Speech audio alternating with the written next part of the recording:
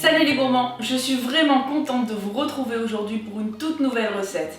Je vous propose de préparer un fraisier, comme chez le pâtissier, mais chez vous directement. C'est une recette très simple à préparer, mais qui prend quand même un peu de temps. On commence tout de suite. Je commence par faire ma génoise. Pour cela, j'ai placé mon four à 180 degrés. Je mets ensuite mes œufs et mon sucre dans le bol du robot et je les bats pendant une dizaine de minutes jusqu'à ce qu'ils soient bien mousseux et qu'ils aient au moins doublé ou triplé de volume. Une fois que c'est fait, j'ajoute ma farine que je mélange délicatement avec une maryse. Je place ma pâte dans un plat ou comme ici dans un cercle à pâtisserie et j'enfonce pour une quinzaine de minutes.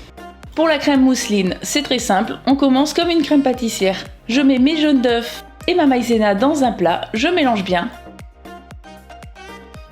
Dans une casserole, je place mon lait, mon sucre et ma vanille. Je fais bouillir et une fois que le mélange bout, je le verse en plusieurs fois sur la préparation œuf maïzena, en mélangeant bien entre chaque ajout.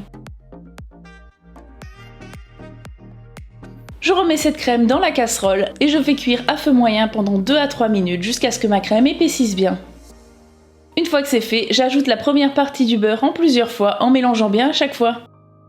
Je n'ai plus qu'à laisser ma crème refroidir totalement. Une fois que ma crème est à température ambiante, je bats la deuxième partie de beurre pour avoir une texture un peu comme une pommade et j'ajoute la crème en plusieurs fois en mélangeant bien à chaque fois.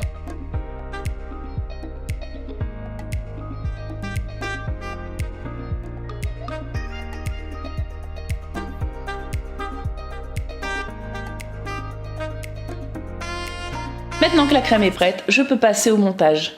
Je prends plusieurs fraises du même gabarit, je les coupe en deux et je les place sur tout le tour du cercle. Je coupe ma génoise en deux dans le sens de la hauteur.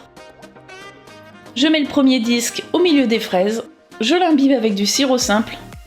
Je cale ma crème mousseline bien contre les fraises afin de ne pas avoir de bulles d'air ou que les fraises ne bougent, etc.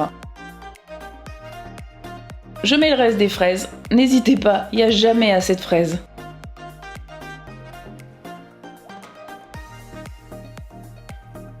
Je remets un peu de crème. Mon deuxième disque de génoise, je l'imbibe de sirop simple également.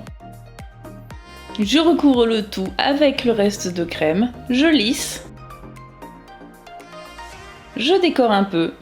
Et je n'ai plus qu'à laisser mon fraisier au frais au moins 3-4 heures avant de le démouler.